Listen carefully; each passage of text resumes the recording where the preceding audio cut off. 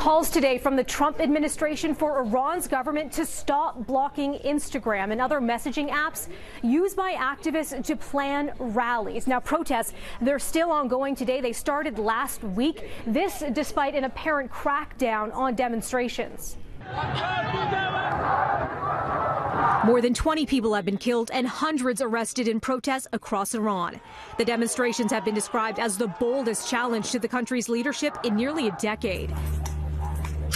Frustrations over a flagging economy and a spike in food prices sparked the unrest, which has since turned more political. Iran's supreme leader breaking his silence today on the widespread protests, blaming the demonstrations on what he calls his country's enemies. No mention, though, of any enemies by name. But Donald Trump has shown his support for protesters with tweets like this one saying the people of Iran are finally acting against the brutal and corrupt Iranian regime. All of the money that President Obama so foolishly gave them went into terrorism and into their pockets. The people have little food, big inflation, and no human rights. The U.S. is watching. And the U.S. ambassador to the United Nations saying an emergency UN session on Iran is expected in a matter of days. By the thousands, Iranian citizens are taking to the streets to protest the oppression of their own government.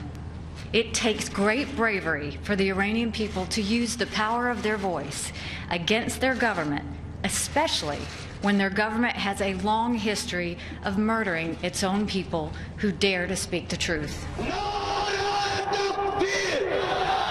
And in Pakistan today, anti-Trump protests hitting the streets. This a reaction to a tweet from the president, which said the United States has foolishly given Pakistan more than $33 billion in aid over the last 15 years, and they have given us nothing but lies and deceit, thinking of our leaders as fools. They give safe haven to the terrorists we hunt in Afghanistan. With little help, no more.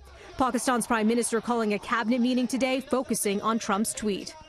And the White House press secretary saying today the U.S. wants Pakistan to do more to fight terrorism and saying there'll be more actions against that country within the next 24 to 48 hours.